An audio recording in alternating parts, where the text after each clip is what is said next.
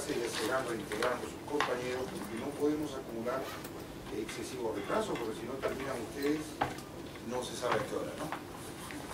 Además, porque la segunda clase empieza igual con un cuarto de hora de diferencia, pero como trata temas más vinculados a la problemática local, pues me imagino yo que tiene más preguntas, más debate, más...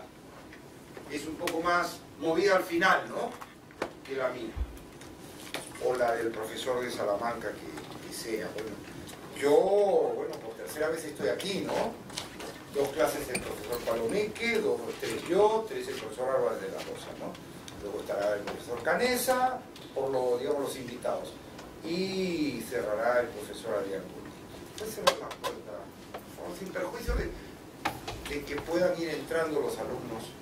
Bien, nosotros hemos estado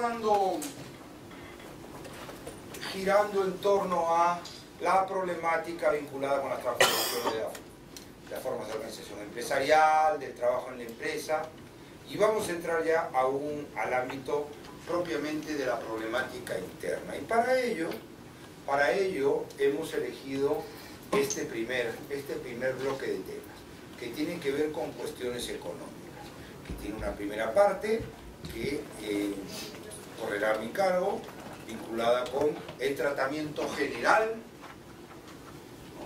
Tratamiento general en torno al impacto de las dificultades económicas de la empresa en el derecho del trabajo, que se verá complementado por un análisis ya de contenido más específico a cargo de Jorge Toyama sobre el tratamiento jurídico de las reestructuraciones empresariales en el derecho del trabajo peruano. Confiamos que con este doble tratamiento tengan ustedes una visión completa de esta problemática. Bien, vamos entonces al desarrollo de nuestro tema. La mecánica es como siempre la misma, pero yo les reitero, si cuando quieran preguntarme algo, yo encantado, aunque intentaré dejar un espacio al final para las preguntas. Bueno, partamos de lo evidente, como en todos los casos, en todas las exposiciones anteriores. Partamos de lo evidente para ir avanzando en complejidad progresivamente en cuanto ahora funciona, ¿no? Bueno, es indispensable, pero decía que partamos de lo evidente para ir ganando en complejidad.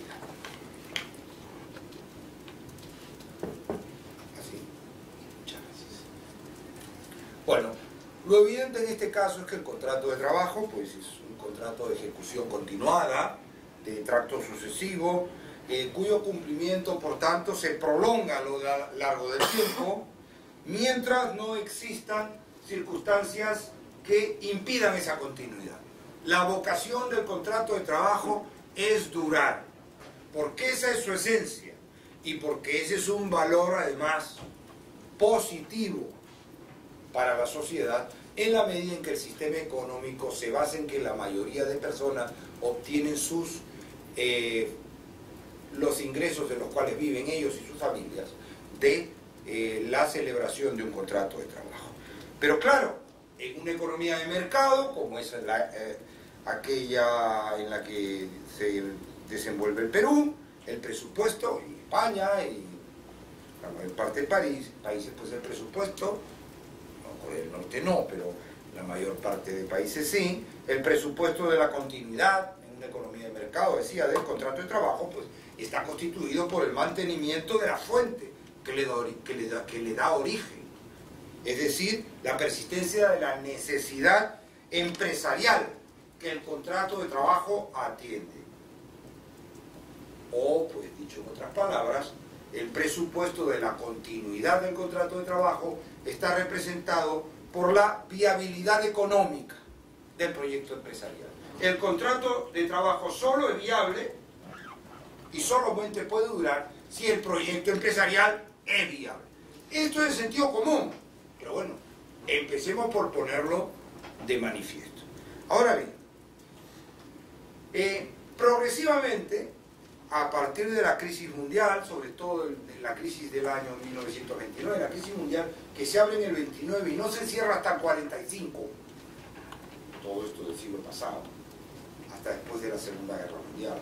A partir de esa crisis, sobre todo, pues el derecho del trabajo ha ido construyendo un conjunto de instituciones que están dirigidas a contemplar la incidencia de las dificultades económicas de la empresa, de las situaciones económicas de la empresa negativas en las relaciones de trabajo. Hay un proceso de construcción progresiva de instituciones que tiene su momento más destacado, ¿no?, en esos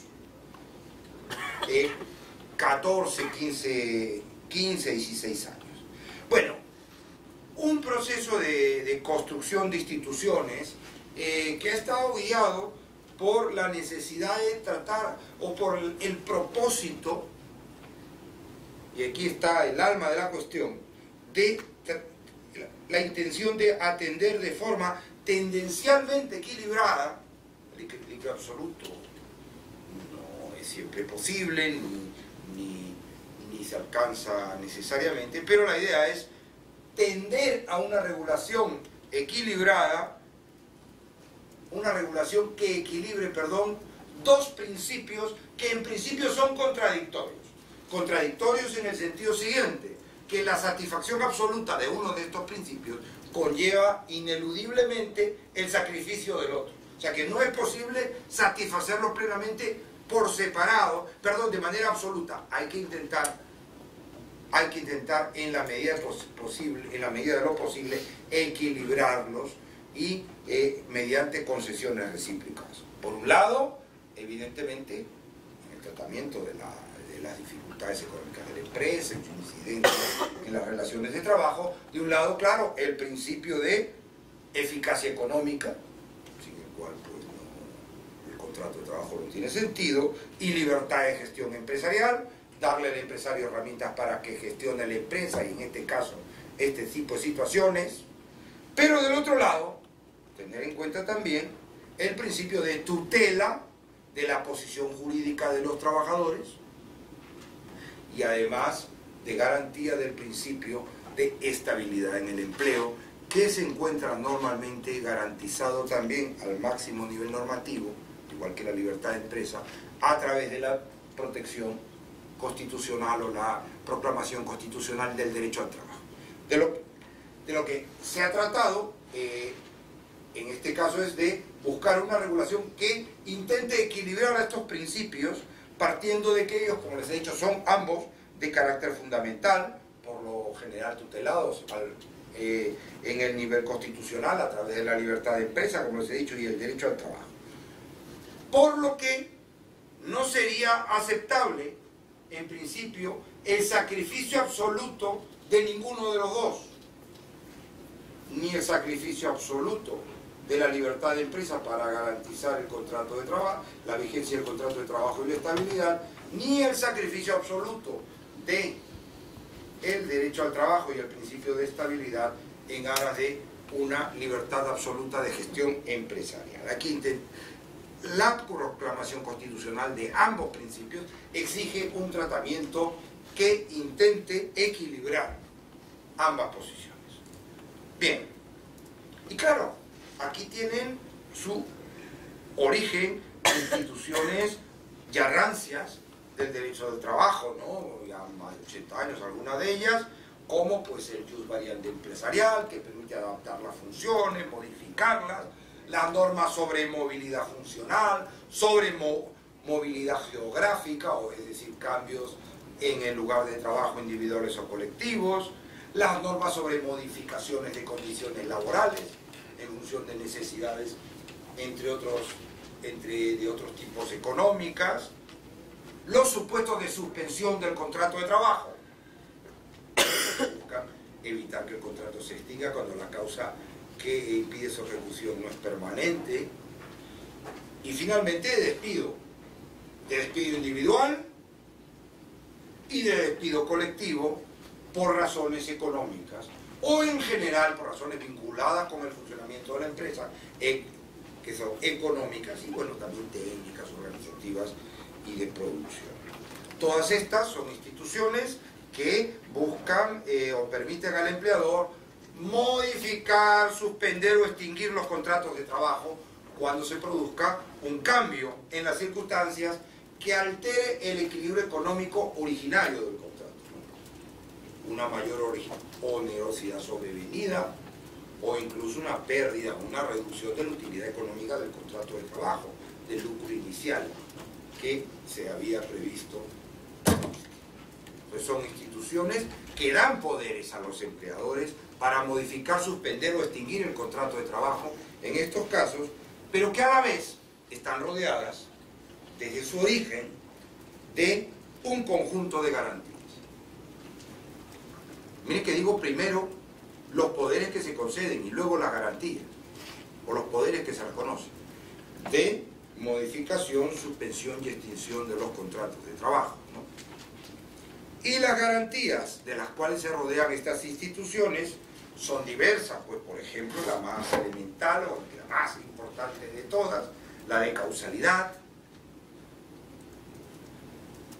a la cual hay que sumar, por ejemplo, la participación de los trabajadores en la gestión de esas vicisitudes a través de sus representantes, la gestión colectiva, o todo lo que tiene que ver con las consultas a los representantes de los trabajadores, la eventual negociación sobre la mejor manera de afrontar esas causas o de reducir su efecto sobre los trabajadores, el control administrativo, que surge inicialmente en muchos casos como autorización administrativa, e incluso, miren por dónde, el pago de indemnizaciones a los trabajadores. El pago de indemnizaciones no vinculadas al incumplimiento empresarial. O sea, el pago de indemnizaciones por el solo hecho de experimentar los trabajadores un perjuicio, aunque ese perjuicio esté motivado por una causa válida. Esto sobre todo en los despidos. Los despidos, quiero apagar el aire, por favor. Se está dando frío. En los despidos, por razones económicas, aunque no solo, aún existiendo una causa, se prevé en estos casos el abono de una indemnización al trabajador por el perjuicio que le supone, pero no está asociada a ningún tipo de incumplimiento el pago de esa indemnización. Naturalmente es una indemnización menor que la que se concede cuando el contrato se extingue por una sin causa o por una causa no válida. Bien, ahora, ¿qué ocurre después? Este es el origen. ¿Qué ocurre después? Bueno, estas instituciones se generan entre los años 29 y 45, la mayor parte de ordenamientos, y permanecen con una determinada morfología, características, hasta la crisis económica mundial de los años 70. A partir de la crisis económica mundial de los años 70 y luego con el proceso de globalización que emerge como respuesta al estancamiento que genera esa crisis, se produce un cambio trascendental en el contexto en el que se tienen que aplicar las instituciones. O sea, lo que hay es primero un cambio de contexto. Es decir, la situación económica para la cual están originalmente diseñadas estas instituciones es una situación de relativa estabilidad de la demanda, de mercados nacionales protegidos frente a la competencia exterior. La crisis de los 70 y la globalización posterior de los 90 nos coloca en una situación, a los efectos del desarrollo de las actividades empresariales, pues muy diferente, ¿no? Una situación de gran inestabilidad de la demanda, de gran variabilidad de la demanda, de cada vez mayor apertura a la competencia externa que las empresas deben soportar. El contexto cambia. Y claro, en este contexto, ya la necesidad de adaptación de la empresa a las condiciones del entorno económico, pues no es una necesidad que puede eventualmente presentarse. es una necesidad permanente. Eso es algo que ya ustedes lo ven todos los días, pero que en los años 40, 50, 60 no era así. La empresa partía de un contexto de estabilidad y de competitividad limitada. Había aquí empresas que, por el nivel de protección que había, no tenían competencia alguna. Eran las dueñas del mercado. Las dueñas, ¿eh? ¿Ustedes han oído hablar de las pelotas minibola? ¿O no? Sí, pero claro, una historia casi de sus papás, ¿no? Cuando yo era niño no había más que la iba a decir una palabrota, la maldita pelota minibol. No había más que eso. ¿Por qué? Porque como era el que producía pelota, nadie más podía producir, pues no podía traerse ninguna pelota del exterior. No, entonces no tenía que adaptarse a la situación. No, nada. Había una demanda constante y él vendía las pelotas. Y vendía las pelotas que le daba la gana, con los formatos que le daba la gana. Tenía que hacerlas bonitas, pues para que las compremos. Pero no tenía que hacerlas más bonitas que nadie. Ni enfrentarle a nadie que le compita. Pelotas minibol y montones de cosas más, ¿no? Ese era el mercado protegido de los años 60 y sobre todo 70 en el Perú, ¿no? Entonces ahora no. Ahora la necesidad de adaptación de la empresa a las condiciones del entorno económico es constante, es permanente. O sea, la empresa deviene, como ha dicho algún autor, en una suerte de organización del aprendizaje, que tiene que estar constantemente aprendiendo, constantemente adaptándose.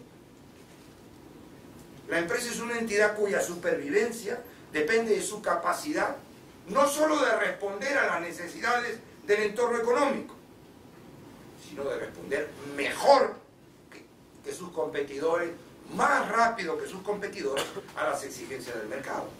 De eso se trata. Y claro, contexto muy diferente. Esto no ha determinado, sin embargo, que surjan nuevas instituciones en el tratamiento del tema. No ha determinado tampoco que desaparezcan las instituciones anteriores. No. Las instituciones clásicas creadas en la etapa anterior se han mantenido, pero se ha producido una fuerte presión sobre esas instituciones tradicionales. ¿Para qué? Para transformar su función. Transformar su función. ¿Cómo así? Pues transformarlas de instrumentos de adaptación ocasional a las situaciones de crisis económica a herramientas de adaptación permanente al cambio económico. No es lo mismo, ¿no? O sea, la institución es la misma, pero su función y su uso varía. No son instituciones que se usen ocasionalmente frente a situaciones de emergencia económica, sino son instituciones que se tratan de adaptar para que se usen siempre, para que sean una herramienta para eso, para ese aprendizaje, para esa adaptación permanente de la empresa. Bien, ahora, las instituciones tradicionales no han desaparecido, pero han experimentado cambios, como les he dicho, para adaptarse a la nueva situación. En concreto, como ven ustedes en la diapositiva, la transformación, el cambio de función, se ha traducido formalmente en muchos ordenamientos en dos cambios, como les digo, formales.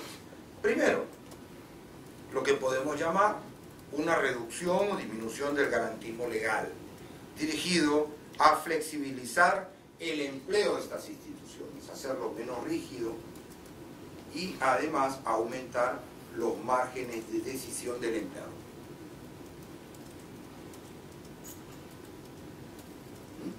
Eso para empezar. La idea es que se conviertan no en instrumentos como habían sido hasta el momento de gestión extraordinaria, sino en instrumentos de gestión ordinaria de la actividad empresarial, que estén siempre a disposición del empleador y no ocasionalmente. ¿Cómo se hace esto? Pues mediante, este cambio se produce por dos vías. Primero, el intervencionismo administrativo. Recuerdan que dijimos que esto estaba sujeto al principio a una intensa intervención administrativa, incluso autorización administrativa. Pues ahora el intervencionismo administrativo disminuye y se incrementan los supuestos de sujetos a libre decisión empresarial. Las decisiones más duras, sobre todo los despidos colectivos, estaban sujetos normalmente, en muchos ordenamientos, a una autorización previa de la administración, también en el Perú. Progresivamente se evoluciona a supuestos en los cuales incluso esos despidos los decide unilateralmente el empresario. Claro, los decide causalmente y con sujeción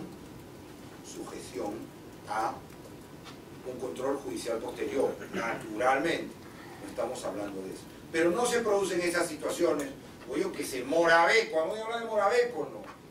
Bueno, pues ahí los trabajadores pasaron no sé cuántos meses sin hacer nada. ¿Por qué? Porque no salía la autorización por razones políticas. El ministerio no daba la autorización. No la daba o la daba en función. O la daba si había un acuerdo previo con los trabajadores que suponía un incremento sustancial de las indemnizaciones, con lo cual el instrumento se convertía no en un medio para recuperar la empresa, sino más bien para hundirla, pues, para terminar hundiéndola. Era la partida de defunción. Esto se trata de cambiar. El sacrificado es el control administrativo. En España lo hacemos en dos fases. En una primera fase, en el año 94, primero solo había despido colectivo, causas económicas, como es en el Perú, ¿no? Solo hay despido colectivo. Y uno puede extinguir un contrato solo por causas económicas, así no necesita el trabajador. Lo que hablamos el otro día, tengo que mandar su carta de despido. Y cuidado que a veces van a declarar incausado. Entonces se distingue el despido colectivo, que está sujeto a autorización administrativa en el año 94 todavía, y requiere un periodo de consulta con los representantes de trabajadores y un acuerdo, o a falta de acuerdo de autorización. El despido colectivo solamente si se afecta a un número significativo de trabajadores, a 10 trabajadores en las empresas de menos de 100, al 10% en las empresas entre 100 y 300, y a partir de ahí siempre que se despidan 30 trabajadores. Entonces, o sea, despido colectivo cuando afecta un número significativo de trabajadores, y en los demás casos un despido individual. Te mando tu carta, aunque la causa sea colectiva, pero hoy es una especie de despido individual por causa económica, o despido, la doctrina que se inventa figuras, le llama despido plural. Ese es el despido objetivo por causa económica. Eso ya entonces hay una flexibilización ahí, y un incremento del margen de decisión empresarial y de gestión. Luego, 2012, segundo acto, incluso el despido colectivo, que está rodeado de unas garantías que vamos a ver, de negociación, y etcétera. Finalmente, si no hay acuerdo, lo decide el empleador. Lo decide el empleador y puede despedir a 500. Claro, tendrá que haber causa y tendrá luego eso que evaluarse judicialmente. Pero lo decide el empleador. Y lo decide hoy. O sea, si el problema es urgente, lo puede, negocia los 30 días con los representantes de los trabajadores, 30 días solo, improrrogables, y luego toma una decisión. Puede llegar a un acuerdo, está obligado a negociar, eso lo vamos a ver inmediatamente. Entonces, mayor margen de decisión como consecuencia de la limitación de la intervención administrativa. El empresario tiene más capacidad de decisión. Y en segundo lugar, se flexibiliza la valoración de las causas. Ya no se ve las dificultades económicas como una situación excepcional. O sea, la causa económica que puede justificar en el cambio del contrato ya no es una situación de crisis, una situación patológica, además especialmente grave, frente a la cual pues no hay más remedio, ¿no?, que permitir al empresario, al empleador modificar, suspender o extinguir el contrato de trabajo, que era la lógica anterior. Usted navega en un mar en calma, entonces tendrá que haber una tremenda tormenta para que usted introduzca algún cambio. Aquí ya no. A partir de aquí se empiezan a enfocar la valoración de las causas teniendo en cuenta que la situación económica que puede afectar, que puede generar cambios, es una situación que puede ser parte de la fisiología, situaciones normales u ordinarias, frente a las cuales no es que es ineludible modificar, suspender o extinguir el contrato, sino que es más conveniente, porque la empresa va a funcionar mejor, porque la empresa va a poder tener una mayor capacidad de respuesta a la situación. Es más conveniente dar esa herramienta de ajuste al empresario. O sea, estas instituciones se convierten en un instrumento de adaptación constante. Las modificativas, las suspensivas y las extintivas. Entonces hay un cierto cambio de función de las instituciones, porque empiezan a ser vistos como instrumentos al servicio de la competitividad del empleador. O sea, el despido colectivo es visto no como un instrumento, como una rémora que está pensada para acabar para dar la partida de función al proyecto empresarial, sino está visto como algo así como una poda, ¿no? Quien le guste la planta lo entenderán, ¿no? Ya, vamos a podar la plantita, ¿para qué? Para que crezca mejor, para que dé más frutos. Esto es igual. Si la empresa necesita una poda para ser mejor, para poder continuar, para progresar, pues una poda, una modificación, lo que haga falta, un injerto. Bien, entonces hay una cierta instrumentalización de las instituciones al servicio de la necesidad de adaptación de las empresas, de competitividad a partir de un contexto, digamos, que lo exige así. Pero esa instrumentalización tiene contrapartidas. Tiene contrapartidas, porque los mecanismos de participación y de control de los trabajadores en los procesos decisionales, de proyección colectiva por lo menos, se intentan reforzar. Entonces, en los años 80, 90, sobre todo, hay una tendencia a reforzar de forma paralela al cambio de función, de reforzar los periodos de consultas con los representantes de los trabajadores antes de la adopción de las decisiones correspondientes. Esto se podrá adoptar la decisión correspondiente, pero antes tendrá usted que llevar a cabo un periodo de consultas en el cual además el empleador no solo tendrá que proporcionar toda la información necesaria para que los representantes de los trabajadores conozcan los motivos reales de la medida y oír su opinión, sino que deberá negociar de buena fe, por ejemplo la directiva europea sobre el despido colectivo y luego está trasladado a todos los países, traspuesto, ¿no? Deberá negociar con los representantes de los trabajadores con el objetivo de llegar a un acuerdo. Llegar a un acuerdo sobre el contenido de las modificaciones, lo menos negativo que se pueda, o en todo caso adoptar medidas que compensen en la medida de lo posible los perjuicios que se causen a los trabajadores, ¿no?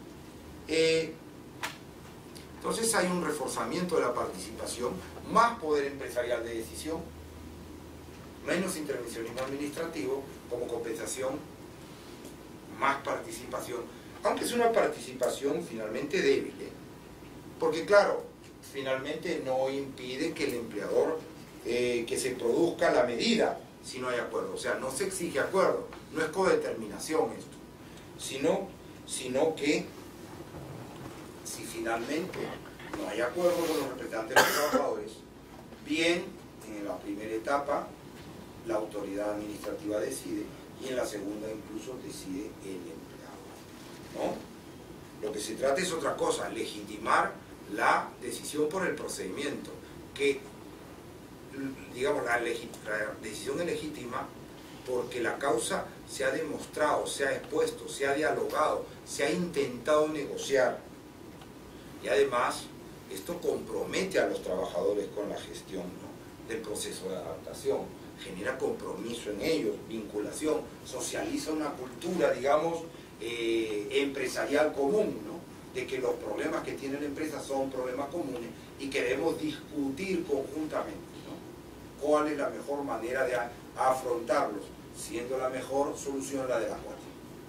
Eso es lo que el legislador quiere transmitir, aunque si no hay acuerdo en ese mes, el empleador decidirá, ¿no? Por hablar del supuesto más traumático que es el despido colectivo.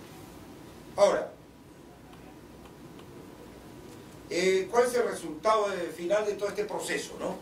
Año primero de construcción de instituciones y luego de adaptación y de cambio de función de las mismas. Finalmente, pues un conjunto de instituciones adaptadas ya a las necesidades empresariales de flexibilidad.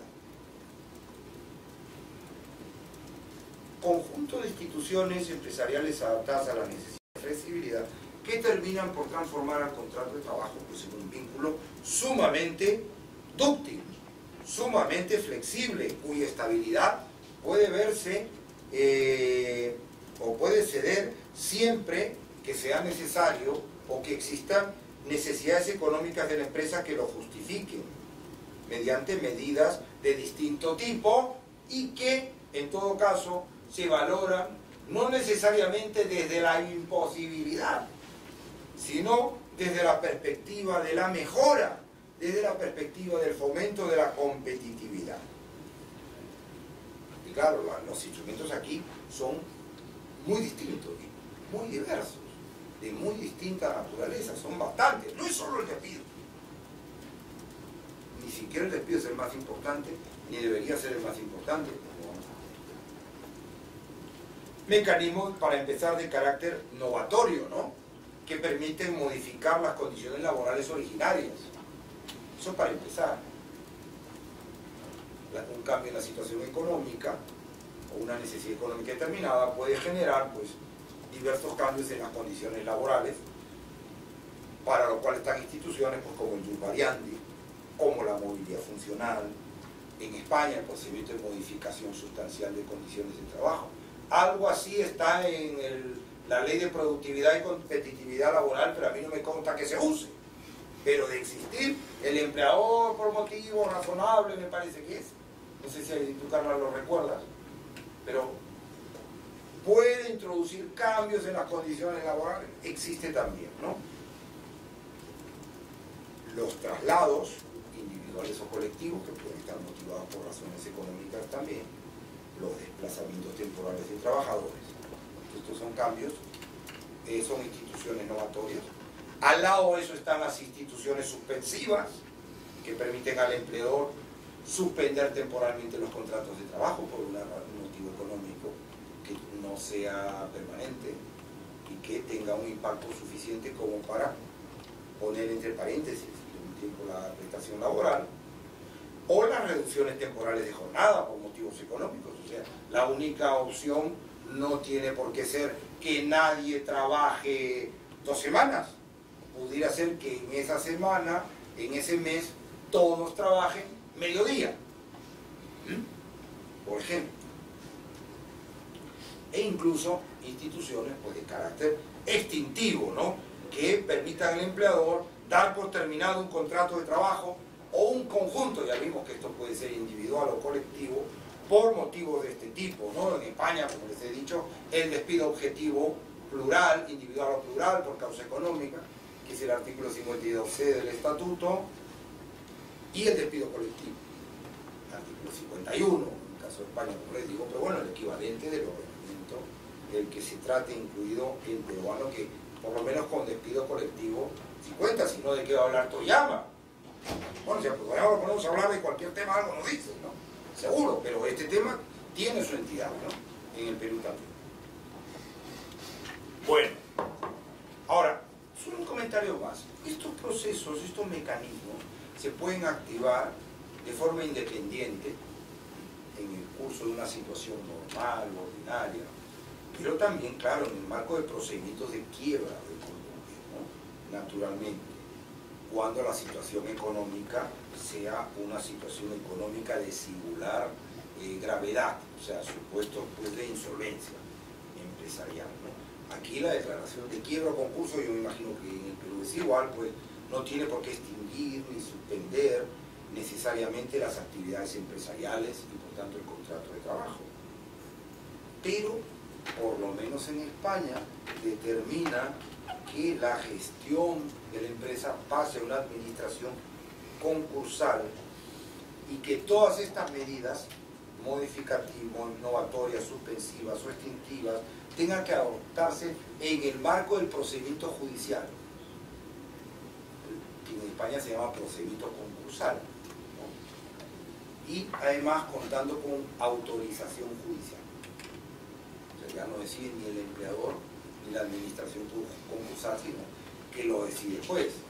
El juez del concurso o el juez de la quiebra, que ojo, no es un juez laboral, es un juez, por lo menos en España, de lo mercantil, pero es el que tiene que decidir si hay causa para el despido y de tantos trabajadores, si procede la reducción de la jornada, si procede la modificación de las condiciones, la reducción, lo que proceda. Bien. Ahora, vamos a penetrar un poco más. Como ven, el tratamiento que estoy haciendo, y eso es la diferencia con lo que se suele hacer, ¿no? Es un tratamiento conjunto. O sea, no estamos hablando ni del despido, ni de la suspensión, estamos hablando cómo la situación económica de la empresa y normalmente los cambios que inciden negativamente en ella influyen sobre la relación laboral. Y pueden influir de muy diversas maneras. Estamos intentando construir un esquema general. Bien. Pero claro, aquí estamos hablando todo el tiempo de dificultades económicas de la empresa. Pero no hemos dicho lo que son las dificultades económicas de la empresa. No lo hemos definido. Alguien hubiera deseado empezar por ahí, o que yo empiece por ahí, ¿no?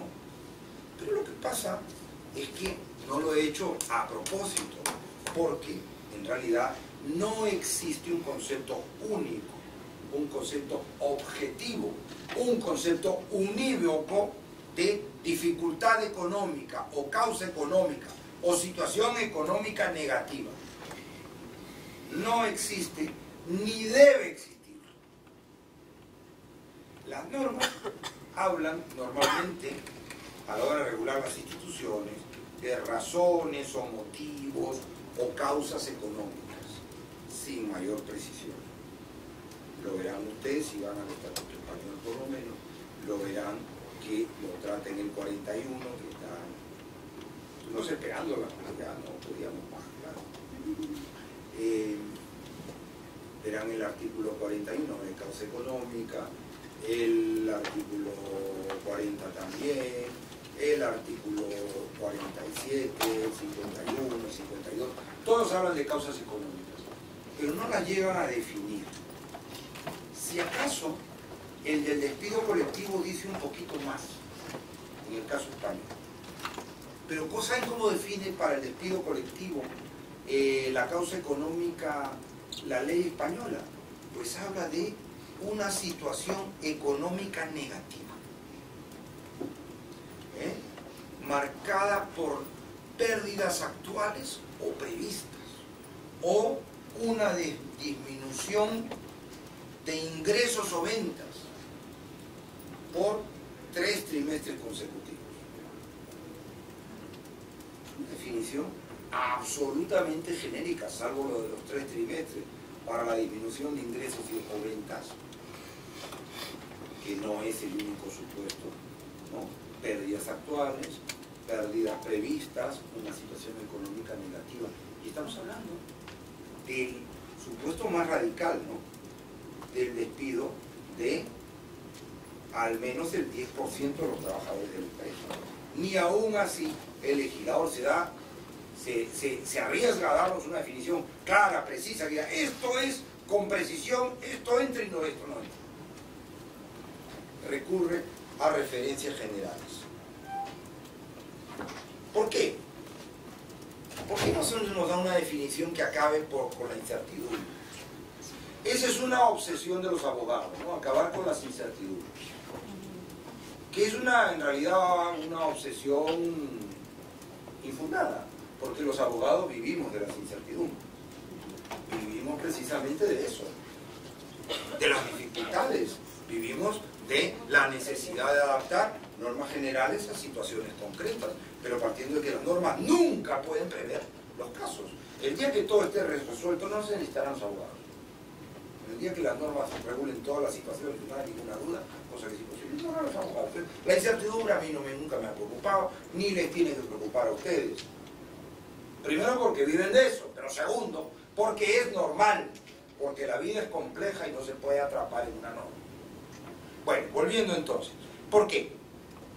Primero, porque son muy diversas las situaciones que pueden estar en la base o pueden ser expresión de dificultades económicas. Demasiado diversas como para que nosotros pretendamos incluirlas en una lista cerrada. ¿Qué puede haber ahí? Miren ustedes lo que decía el legislador, pérdidas reiteradas, pero también, o pérdidas reiteradas, disminución de ingresos, también, pero dificultades para la venta de los productos, dificultades de aprovisionamiento o imposibilidad de aprovisionamiento, temporal o definitiva, problemas de tesorería, problemas de financiación, que es lo que tienen muchas empresas españolas ahora, una reducción de pedidos, una anulación de contratos, una pérdida de encargos, una pérdida de clientes, pueden ser en situaciones distintas. Entonces, buena gana de quererlas definir. Lo que hay que hacer es recurrir a fórmulas generales, porque es imposible atrapar. O sea, finalmente, como diría el motor italiano, la fantasía de lo real termina por acabar con cualquier pretensión de exactitud. Pero además, eso en primer lugar, no se define la causa económica con precisión, porque son tantas las situaciones que pueden entrar, que si la definimos, terminamos por hacerla rígida, y nos interesa que sea flexible. Pero en segundo lugar, porque la noción de causa económica es una noción instrumental, que tiene que ser valorada no con carácter objetivo, sino dependiendo de cada institución a la que haya que aplicarse, y la intensidad de la medida que tenga que justificar la causa económica. No es lo mismo la causa económica que se requiere para suspender un contrato que se requiere para extinguirlo. Además, para suspender uno o suspender muchos, extinguir uno o extinguir muchos, o para modificar unos contratos, ¿no? Entonces, claro, la causa económica puede existir, pero dependerá de su importancia para que justifique la medida, para que justifique una u otra medida. Cuanto más importante sea la causa, evidentemente más importante o más relevante o más intensa puede ser la medida, ¿no?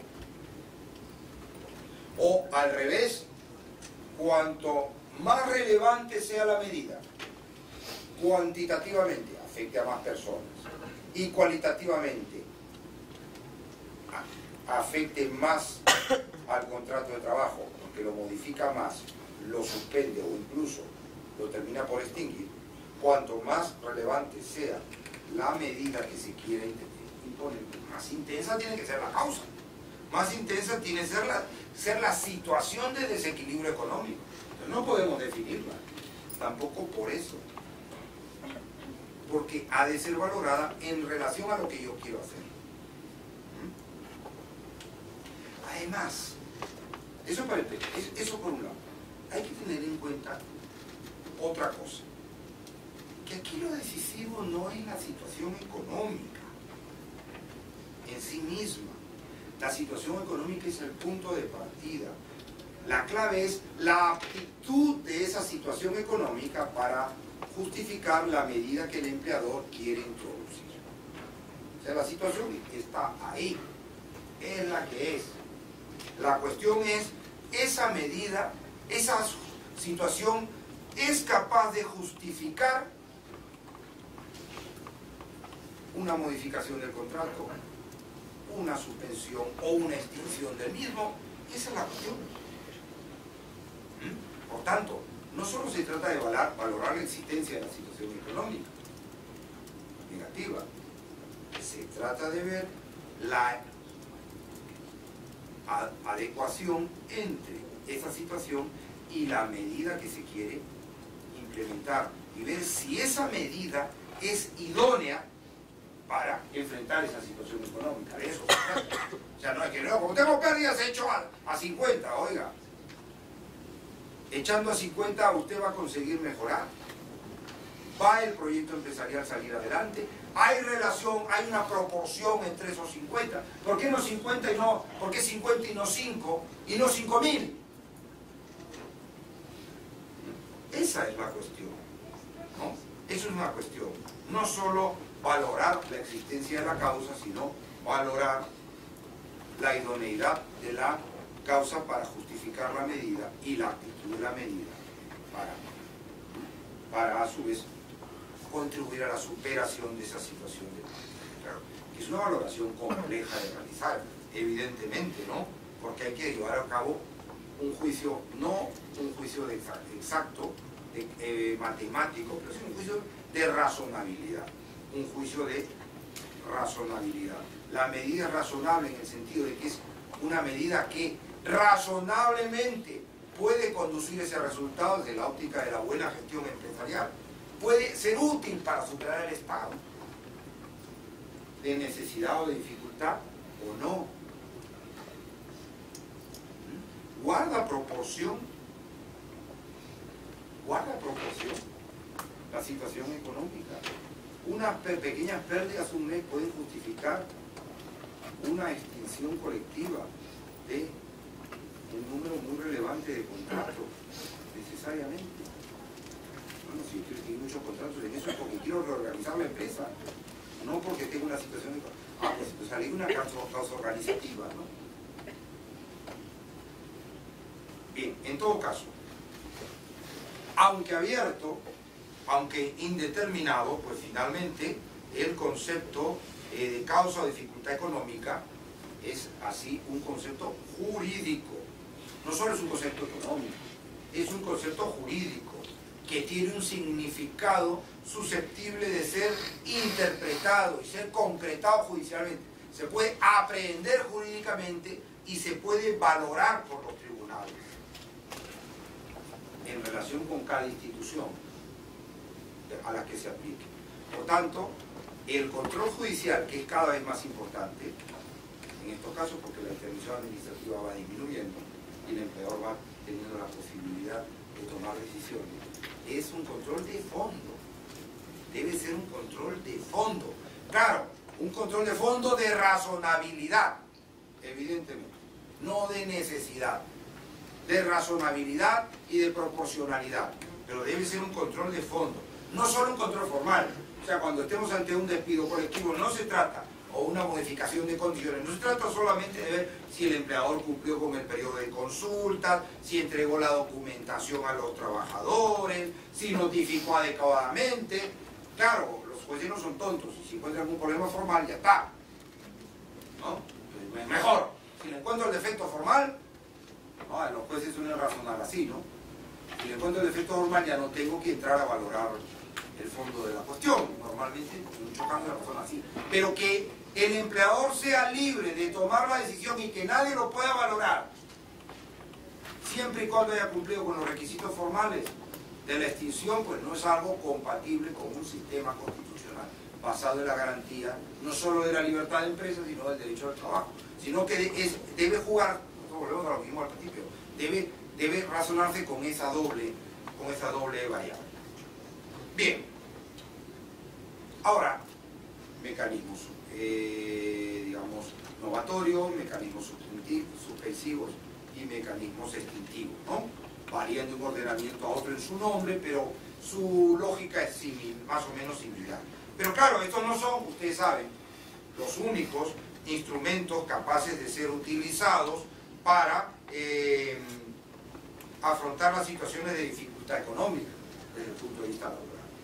Hay otros mecanismos alternativos que, aunque no están previstos con ese fin, pues pueden activarse. Pueden activarse y se activan. Y en algunos casos se activan primero. Muchas veces las situaciones de dificultad económica se afrontan por vías indirectas. Yo voy a referirme a los 4 más importantes, ¿no? El primero de ellos es la negociación colectiva, ¿no? En empresas donde existe convenio colectivo o a las cuales es aplicable un convenio colectivo. Entonces, ante una situación económica negativa, cabe la realización de todo tipo de acuerdos colectivos de adaptación de las condiciones laborales a la nueva situación. Cosa que, por cierto, cuando yo lo he puesto en algún país, causa auténtico estupor, ¿no? Porque se sustenta la existencia de un principio de irregresividad de condiciones laborales a nivel colectivo, ¿no? Entonces, de manera que lo que diga un convenio colectivo nunca puede ser reducido. Ah, perfecto, te felicito. Quédate tú con tu convenio colectivo lo que te dure, compadre, porque tarde o temprano acabarás con la empresa si la situación no soporta ese convenio, ¿no? Si ese convenio no responde a la realidad y te la juegas a mantenerlo, es posible que finalmente el convenio desaparezca, porque va a desaparecer la empresa y te va a quedar en la calle, ¿no? Pero bueno, no es el caso de España, y creo que no es el caso de Perú, ¿no? En Perú caben acuerdos colectivos de modificación de condiciones laborales pactados con los representantes de los trabajadores que pueden reformular condiciones laborales. Para empezar, por ejemplo, la jornada laboral se puede alterar, ¿no? Por ejemplo, reducir la jornada, trabajar menos, incluso reduciendo el salario, si es preciso, o incluso cosas que se han hecho en España con la crisis, bolsas de horas, es decir, como hay menos trabajo, trabajamos menos y guardamos esas horas. La empresa tiene un crédito de horas para luego, cuando se necesite trabajar, las recuperas. Ese tipo de acuerdos caben. Y caben también acuerdos de congelación de salarios, caben acuerdos de reducción de salarios. La negociación colectiva in peius es válida, es legítima con cuál límite, pues el límite de las condiciones legales. Pero más allá de ello, los representantes pactan, los representantes modifican. Incluso eso, en algún país como España, está fomentado por el legislador a través de una institución que se llama descuelgue condicional. El descuelgue. Entonces el empleador, por causas económicas, no solo, puede iniciar un procedimiento de modificación de condiciones laborales pactadas en convenio propio. El convenio propio o el convenio de ámbito superior que se derrama, que se le pueda aplicar. Puede modificar esas condiciones en su aplicación a la empresa, si hay causa. Sigue un periodo de consulta con los representantes de los trabajadores y tiene que llegar a un acuerdo. ¿Cuál es el truco de la reforma del 92? Que si no hay acuerdo, arbitraje obligatorio. Incluso arbitraje obligatorio. El descuelgue se ha convertido en una institución de uso frecuente en España, de adaptación a la situación económica negativa muy marcada que vive este país. Sigue viviendo, aunque ya el gobierno está empeñado en decir que no. Todavía sigue, ¿no? Los descuelgues convencionales. Bien. Entonces, lo primero que se puede modificar es el convenio colectivo. No está, digamos, como una fórmula de adaptación. Segundo, acuerdos individuales, claro que cabe. Acuerdos individuales de modificación de condiciones, de reducción de condiciones laborales o incluso de extinción de los contratos de trabajo, los famosos, pues, las bajas incentivadas, como dicen en España, o sea, pactos de reducción de salarios, de conversión de un contrato de trabajo de tiempo completo a tiempo parcial, permanente o temporal, o extinción de mutuo acuerdo. Todo esto cabe. Todo esto se puede hacer para adaptar las condiciones laborales, el empleo, a la situación de la empresa. Pero claro, vale si no se desconocen, digamos, los mínimos legales y los mínimos pactados en convenio colectivo. O sea, esto cabe para las condiciones más beneficiosas, ¿no? Contractuales, y mientras, claro, no se lleve a cabo por vía de negociación en masa con los trabajadores individuales una reforma del convenio colectivo. O sea, el convenio colectivo dice A y yo pacto masivamente con el personal B, porque eso vulnera el derecho a la negociación colectiva. Eso, si usted quiere hacer eso, negocie con los representantes. Claro, y se tendrá que tener el consentimiento del trabajador, evidentemente. Consentimiento del trabajador afectado, conseguido pues seguramente, o porque se le convence, o porque tenga algún tipo de presión, eventualmente eso no es nulo si la presión es la de la situación, ¿no? Y también el cambio de contrapartidas económicas, ¿no? Las bajas incentivadas son así, o sea, tú te vas y te vas con una indemnización o con un beneficio mayor del que te toca. Todo eso se puede hacer, ¿no? Esto no está previsto así, digamos, la regulación del contrato de trabajo no está prevista como el acuerdo individual como instrumento de adaptación, pero se puede utilizar. Incluso se puede recurrir a la tercerización o externalización de funciones para enfrentar una situación económica negativa. También cabe, ¿no? ¿Esto es reprochable? Pues en una situación económica negativa, pues no es reprochable cuando la externalización busca hacer frente a problemas, ya lo dijimos en el día de la clase, ¿no? Reales de eficiencia, de capacidad productiva, cuando no es una forma simplemente de ahorrar costos. Cuando de lo que se trata es de sustituir un sistema interno de realización de esta parcela de la actividad que ha demostrado ser evidentemente ineficaz, ineficiente, deficitario y que termina por ser un lastre para la empresa frente a otras posibilidades internas. Entonces tiene sentido. No se puede obligar al empleador a quedarse con ese sistema. Claro, el problema, para subcontratar esa actividad, claro, el problema aquí cuál es, ¿y qué hago con la gente? Luego los 50 trabajadores que realizaban esta actividad con el personal interno que atendía la actividad, ¿no? ¿Qué se puede hacer aquí? Bueno, pues, dos opciones. Primero, pasárselo al que se va a encargar de la actividad, al contratista. Segundo, extinguir los contratos, no hay más. O en principio no habría más. El traspaso es obligatorio, incluso en el Perú, cuando se transfieran al empresario los medios necesarios, la organización empresarial necesaria para el desarrollo de la actividad. O sea, normalmente cuando lo que se hace es filializar.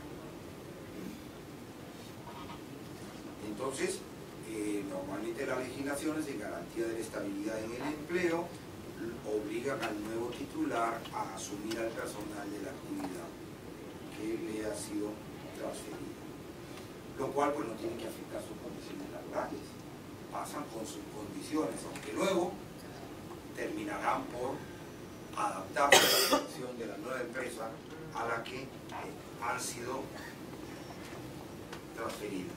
Claro,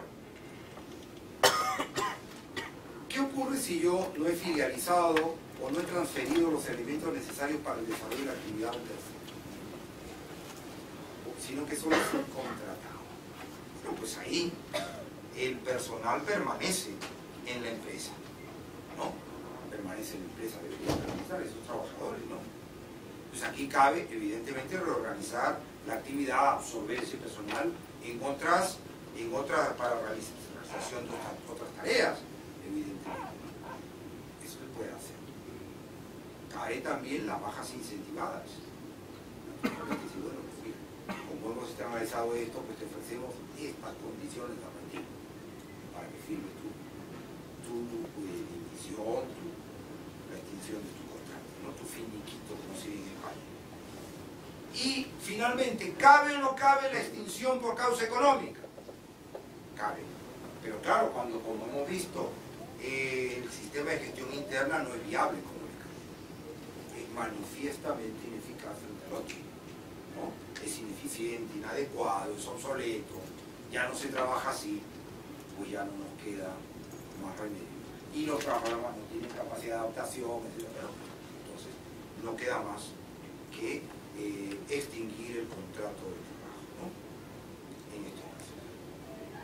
Finalmente hay un último mecanismo, que aunque lo mencione el último es el más utilizado, por lo menos en el, que es la extinción de los contratos de trabajo no permanentes o la no renovación de los contratos de trabajo de duración determinada. Esto pues no tendría que ser un mecanismo de ajuste porque el contrato temporal viene atado a una necesidad temporal. Se acaba la necesidad temporal, al margen de la situación económica de la empresa, ¿no? El contrato tiene su necesidad. Claro, cuando la situación es negativa, pues no celebro otros contratos temporales, ¿no? Pero el contrato lo celebré por una situación existente hasta que se acabe, ¿no? Eventualmente, pues si la situación abruptamente se produce, puede producirse una extinción en el medio, ¿no? Mientras el contrato está vigente, pero normalmente no. El contrato temporal tiene una necesidad acotada, se acaba y ya está, ¿no? Y lo que genera una situación económica negativa no es propiamente la extinción de contratos temporales como la no celebración en el futuro. Pero claro, en algunos países, en España especialmente, aquí también, seguramente pasaría lo mismo, se convierte en un mecanismo muy importante de adaptación, más que el despido colectivo incluso. ¿Por qué? Por un amplísimo volumen, en el caso de España, de contratos temporales no causales o fraudulentos, o sea, trabajadores temporales que atienden necesidades permanentes, ¿no?, de la empresa mediante prórrogas sucesivas. Entonces, ¿qué es lo que se hace? Pues simplemente no le renuevan los contratos, que son los primeros en caer. Los temporales son los primeros en caer mediante la no renovación de su contrato. Y esta es una forma de adaptación fácil y barata porque aquí no hay ni indemnización incluso, ¿no? En España hay una pequeña indemnización de 12 días, ¿no?, por año de servicio, que en muchos casos no se llega, ¿no?, porque por año. Bien, recapitulando. Las dificultades económicas de la empresa pueden incidir en la relación de trabajo de diversas maneras. Pueden generar cambios en las funciones del trabajador, cambios en el lugar de trabajo, traslados, en la jornada laboral, en el salario y en las demás condiciones laborales. Puede incluso generar cambios en la persona del empleador, cuando se produce el traspaso de la empresa o el centro de trabajo y viene acompañado del personal. Pueden ocasionar una suspensión temporal del contrato o incluso la extinción de uno o de muchos. Bueno, claro, dicho esto, ¿qué es lo deseable? ¿Qué sería lo deseable? Desde la perspectiva de la buena gestión empresarial y desde la perspectiva de la garantía o la mejor protección de las personas que trabajan. ¿Qué sería lo deseable, no? Lo deseable sería, entiendo yo, que se traten de preferir las medidas menos duras, menos incisivas, menos traumáticas, a las medidas más duras, más incisivas, más traumáticas o de mayor intensidad. Eso debería ser lo deseable. Es decir, que se prefiera reordenar las funciones o adaptar la jornada a reducir los salarios o reducir los demás beneficios de los que disfrutan los trabajadores. A su vez, que se prefiera reducir los salarios y las demás condiciones laborales a suspender los contratos. E incluso que se prefiera todo lo anterior, modificar o reducir condiciones, incluido salarios o suspender el contrato, a extinguir los contratos. A extinguir los contratos, ¿no?, con la consecuente pérdida de capital humano, de cualificación, etcétera, además del drama personal que supone eso. Y claro, evidentemente, que se prefiera la extinción de un contrato a una pluralidad y de un cierto número de contratos al cese total de la actividad. ¿No? Esto es de sentido común. Eso debería ser lo deseable. Pero claro, esta graduación deseable de medidas no suele estar recogida expresamente en ninguna legislación. Expresamente no hay ninguna ley de contrato de trabajo o estatuto laboral o de los trabajadores que diga al empleador deberá preferir esta medida sobre esto, sobre esta. No, ninguna norma lo dice expresamente. Sin embargo, yo soy de los que cree que esta graduación está implícita en la propia naturaleza causal de las instituciones. Cada una de las medidas es una medida que está sujeta a una exigencia de causa justificativa que tiene relación con la intensidad del cambio. Además, es una graduación que es coherente con la tutela constitucional del derecho al trabajo. ¿No? Porque finalmente, la afectación de un derecho por otro solamente se puede hacer, o se debería poder hacer, en la medida en que eso resulte imprescindible y solo con el alcance requerido en cada caso. Entonces, aún no estando explícita, yo entiendo que está implícita, en los ordenamientos laborales causalistas, como el español, como el peruano, con garantía de la libertad de empresa y con garantía del derecho al trabajo a nivel constitucional, esta necesaria graduación, lo cual nos conduce a afirmar, como se dice en la diapositiva, la existencia de dos principios jurídicos de alcance general que son aplicables al tratamiento de las dificultades económicas de la empresa. Dos principios. Número uno, proporcionalidad o gradualidad. Proporcionalidad entre la intensidad de la dificultad económica de la empresa y la de las medidas a adoptar para hacer frente. Esta es la propia lógica, ¿no?, de cada institución. Cada institución es causal. Y la medida que se adopta debe tener relación con la intensidad. Entonces, en primer lugar, proporcionalidad.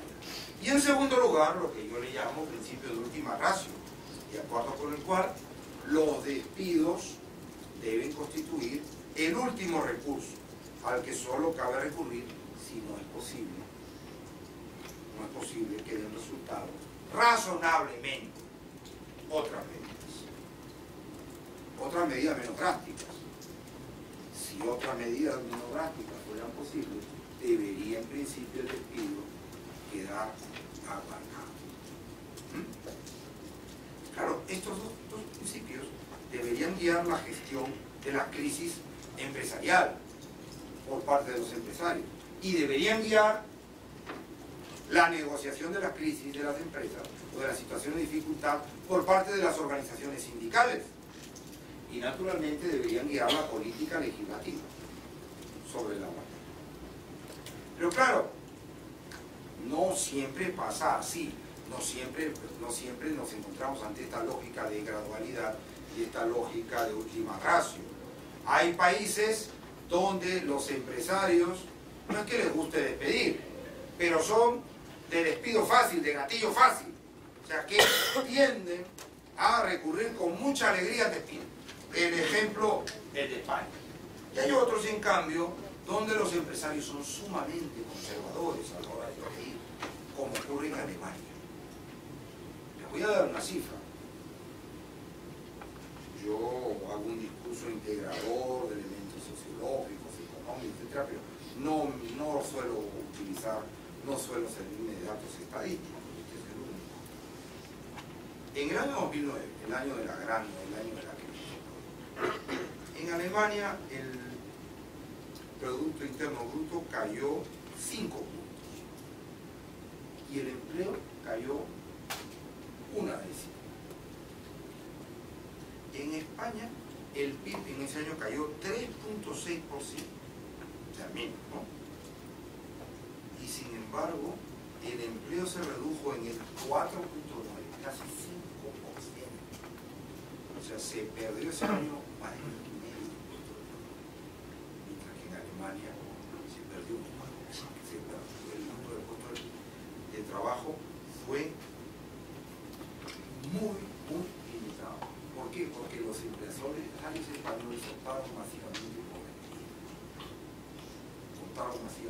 despedir, recurriendo a la extinción de contratos temporales que se venían encadenando, recurriendo a despidos disciplinarios con causas falsas, recurriendo a despidos colectivos, recurriendo a todo tipo de despidos.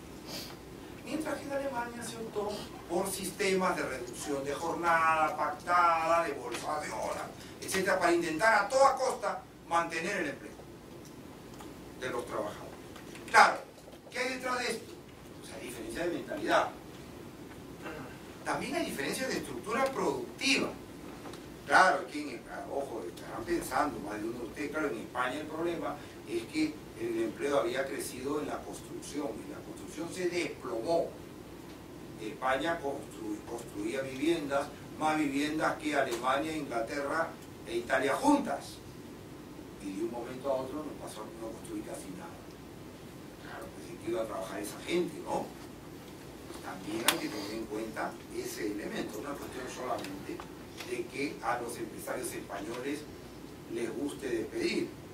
Pero sí es verdad que lo hacen con bastante facilidad. Con bastante facilidad. Entonces, hay problemas de mentalidad, hay problemas de estructura productiva diferentes, ¿no?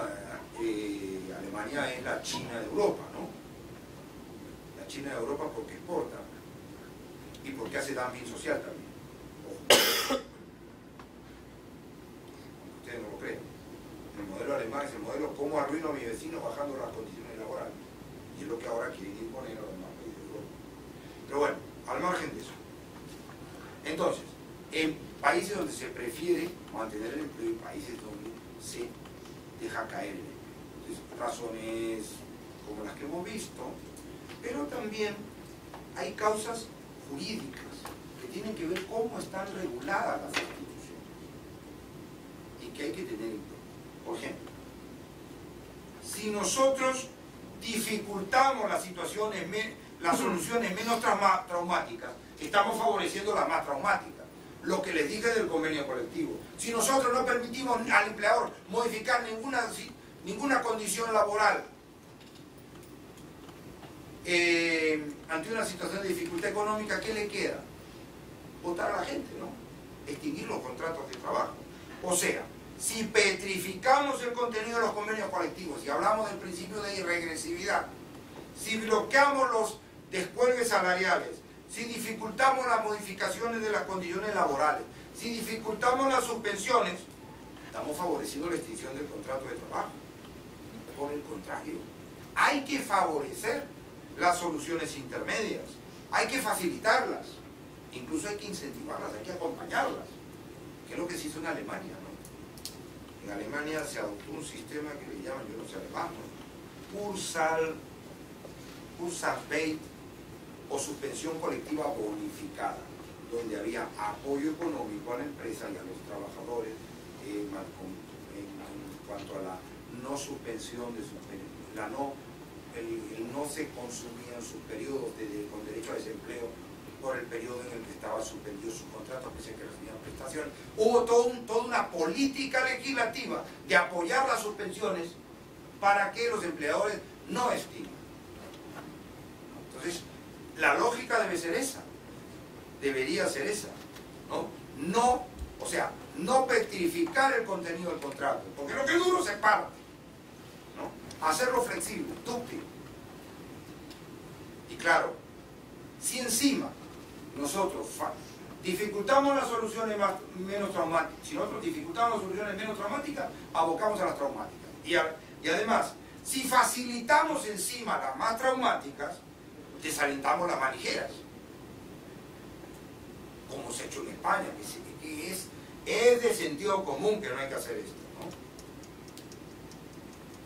Es de sentido común, es lo que ocurrió en España, ¿no? Como se facilitó la contratación temporal y se dio facilidades para el despido, cuando llegó la crisis se desplomó. Se desplomó, y ahora, ¿cómo salimos de esos 6 millones de desempleados? Claro, ¿de dónde creamos 6 millones de puestos de trabajo? Claro, ¿qué va a tener que pasar? Que los 4 millones de extranjeros que vinieron, incluidos los peruanos, ya están volviendo, ¿no? Bueno, pues que se vuelvan todos, eso tiene que pasar. Y luego que se vayan 1, 2 o 3 millones de españoles al extranjero. Eso es lo que va a tener que pasar. Y de hecho ya lo tienen por ahí. hayan dicho que hay 300 españoles entran al mes en el Perú a trabajar. O sea, digamos, no con contratos, sino a buscar chamba, ¿no? Y los ven todos por ahí, ¿no? Los ven todos ustedes por ahí, ¿no? Cuando yo lo único español que había oído hablar, los únicos españoles que había oído hablar mientras vivía en el Perú eran los curas. Hasta Michelo Ascueta, que en español era cura. Que provenía de cura, se había salido, no sé qué. Bueno, ahora no. Ahora está lleno el país de españoles. Tanto por las empresas españolas como por este proceso, ¿no? ¿Por qué? Porque se dejó caer el empleo, pues. Se dejó desplomar el empleo con esa idea de que cuanto mejor que hay mejor es, y los empresarios van a contratar más, cuanto más fácil sea contratar temporalmente y más despedir. Claro, van a contratar más y van a despedir más. ¿No? Van a despedir más, evidentemente. No es buena idea. Y aún es aligerar las exigencias causales para el despido, ¿no? Reducir el costo del despido. Sobre todo, no es una buena idea reducir el costo del despido sin causa. Sin causa. Lo que hay que abaratar no es el despido sin causa, el despido improcedente, por causa disciplinaria falsa, inventada. Ese hay que combatirlo. El que hay que abaratar es el despido con causa. Que el empleador que necesite objetivamente distinguir, lo puede hacer. No tenga que vaya ante un procedimiento ágil, efectivo y de un costo razonable. Y no como pasa muchas veces, incluyendo el Perú, donde un empleador que quiere despedir, que necesita despedir, ¿qué es lo que tiene que hacer? Mandar una carta de despido, ¿no? Inventarse una causa, o pagar una indemnización mayor y jugársela que se lo impone. Y que eventualmente lo remitan al trabajador. Las cosas están absolutamente... Entonces, no es buena idea facilitar los despidos, sin causa. Las fórmulas, o sea, facilitar las medidas más traumáticas. Y sobre todo si no es causalmente, ¿no? Bueno, termino para que nos queden unos minutitos para conversar por esto si quieren, si no lo vamos a tomar nuestro lunch. Bien, la incidencia de las situaciones económicas de la empresa sobre el contrato de trabajo en última instancia depende de una diversidad de factores de muy distinta naturaleza que el legislador pues, no puede controlar o no los puede controlar todos, ¿no? Pero claro, si está en la mano del legislador tratar de favorecer ese círculo virtuoso, ¿no? Ese círculo virtuoso en el que, digamos, vayan de la mano la recuperación económica de la empresa y el mantenimiento del empleo, ¿no? Favorecer que estas medidas sean medidas que favorezcan una adecuada capacidad de adaptación de la empresa a las necesidades económicas y a la vez esto no sea incompatible con que el empleo, cambiando, adaptándose, fluctuando, se mantenga. El precio de la estabilidad en el empleo en esta etapa es la inestabilidad de las condiciones laborales. Ojo, el precio de la estabilidad del trabajador es una mayor variabilidad de sus condiciones. Y eso tiene que ser asumido. Asumido, y además, esa variabilidad no tiene que ser necesariamente a peor. Hablamos de adaptabilidad. Claro, este debería ser el objetivo de cualquier política pública de regulación del impacto de las dificultades económicas de la empresa en las relaciones de trabajo. El legislador debería apuntar en esta dirección. Así que el legislador muchas veces actúa con criterios confusos e incluso contradictorios, ¿no? Y, ojo, yo creo también que debería ser la lógica que guíe la actuación de los distintos sujetos implicados en la gestión de las relaciones laborales. Los empresarios razonablemente deberían entender este tipo de soluciones, que son soluciones virtuosas, que favorecen la eficiencia, que favorecen la adaptación y que favorecen que la empresa no se descapitalice en los recursos humanos. Y esa es la política de las organizaciones sindicales, ¿no? También, naturalmente, una política de adaptación. O sea, no es mentira, no les están engañando. no le quieren a los representantes sindicales cuando le dicen, oiga, que la situación es más competitiva hoy que hace 20 años, que hacer empresa ahora es más difícil que antes, que las condiciones no pueden ser exactamente las mismas, que no pueden ser siempre mejores. No es mentira eso. Lo que puede ser mentira es que hoy lo que me estén diciendo sea necesariamente así, pero el principio es el que es, y las organizaciones sindicales tendrán que adaptarse, porque si no se adaptan, pues ya saben lo que les puede ocurrir, ¿no?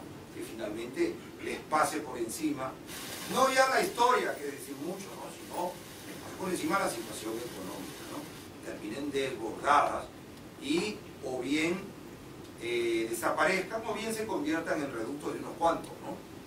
Como ocurre en ciertas empresas, ¿no?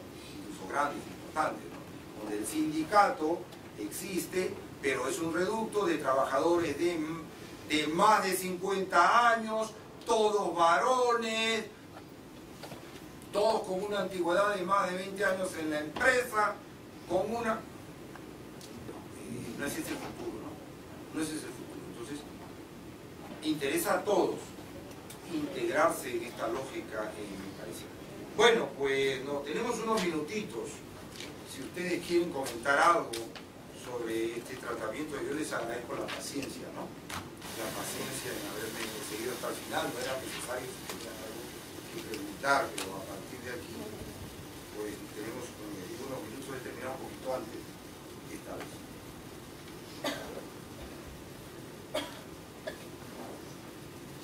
Muchas gracias.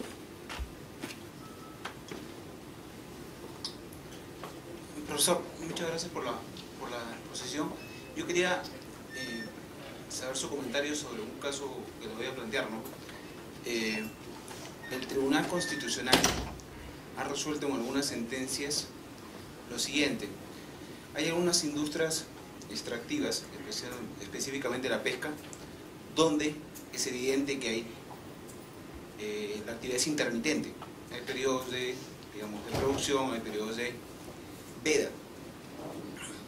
Es el caso que en esta industria mayormente se hacen contratos de trabajo intermitentes y, digamos, inclusive hay la posibilidad en estos periodos de veda de aplicar una suspensión perfecta.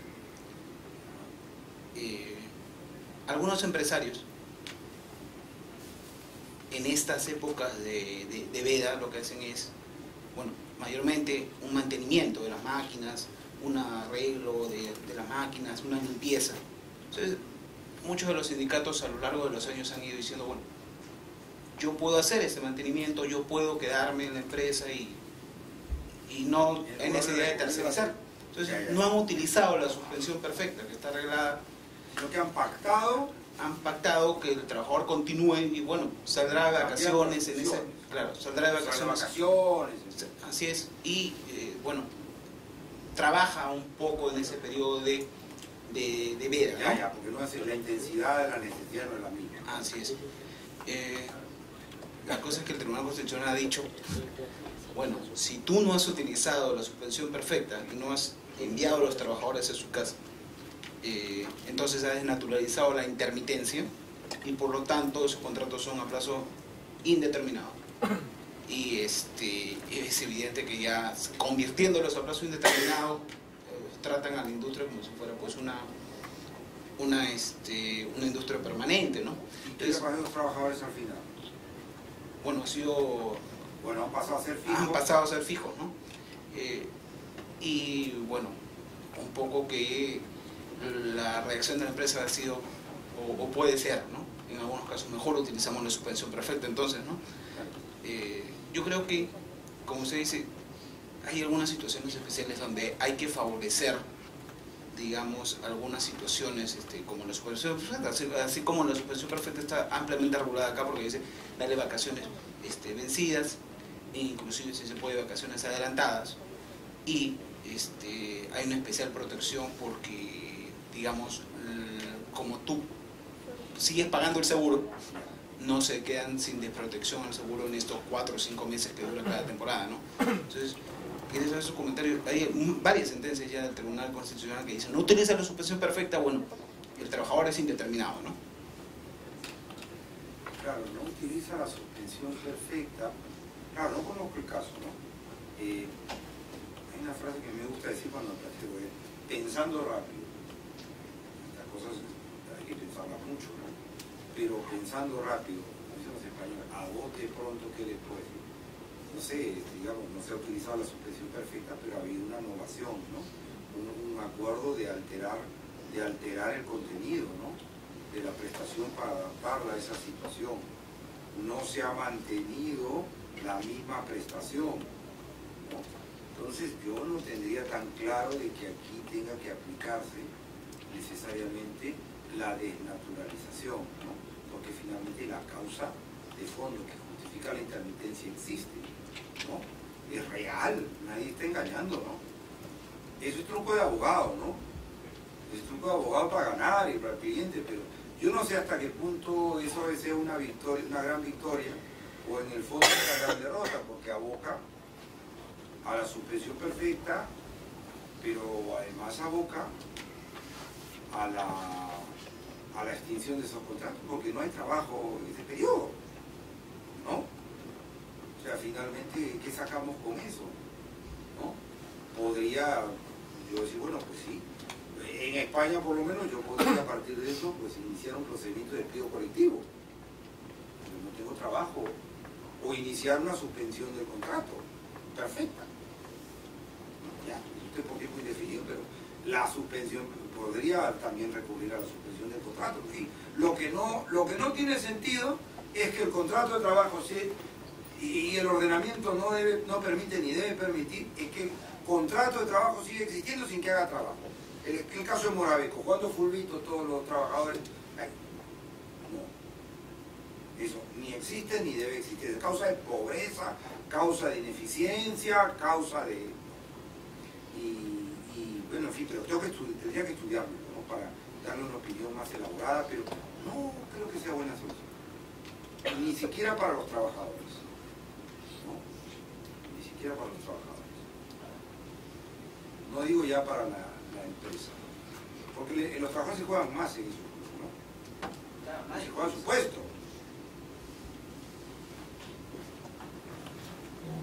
Doctor, muchas gracias. Mi pregunta va relacionada respecto a este tema que usted mencionaba, que la implicancia o la dificultad económica tendría que ser una causa objetiva, ¿no? Y mi duda va respecto hasta dónde o cuáles serían algunos elementos para establecer qué situación realmente es una causa objetiva y dependiendo de ella el empleador debería tomar determinadas medidas, porque yo me pongo en una situación en la que usted señalaba que el mundo de ahora es sumamente competitivo.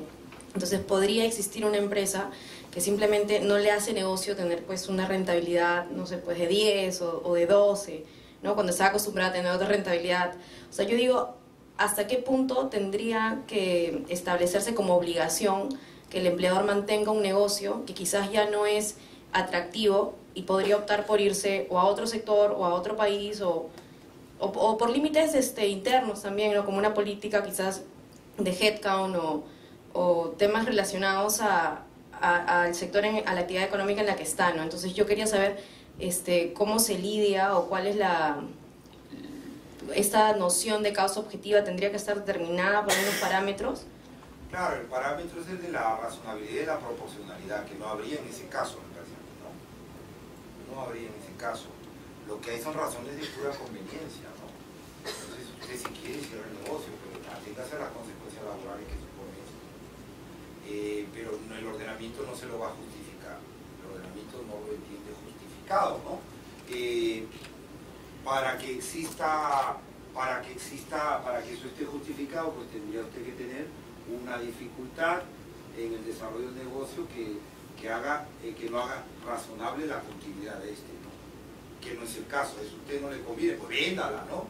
Venda al otro que le convenga o por último aténgase a las consecuencias, pero no le vamos a dar la tarjeta no le vamos a dar algo así como luz verde, ¿no?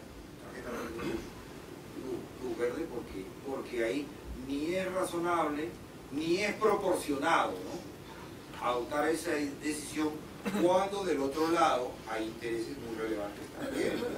Como son los intereses de la otra parte de la relación laboral. Pero el parámetro es siempre pues un parámetro así de genérico, ¿no? Así de genérico, que hay que valorar en cada caso, y que es muy difícil porque finalmente no hay en materia de gestión empresarial, pues no funcionan las matemáticas, ¿no? O sea, no sabemos a ciencia cierta, no está escrito en ningún sitio que si yo hago esto me va a salir lo otro, o que esta es la mejor medida para esto. Lo único que podemos hacer es mostrarle al juez de que es razonable pensar, es lo que dijo el juez por último, que en una situación como esta de pérdidas, yo no puedo mantener estos puestos, sino que necesito reducirlos en este volumen. Que eso es razonable. No sabemos qué resultado va a dar, pero podríamos entender que es razonable. Y que tiene proporción, pero coincido con usted en que son parámetros genéricos y difíciles de aplicar a casos concretos, pero eso es un problema del derecho para algunos y para otros, como para mí, es uno de los grandes atractivos del derecho, precisamente ese. Es apasionante, desde luego, ¿eh? Yo nada más lo he apuntado.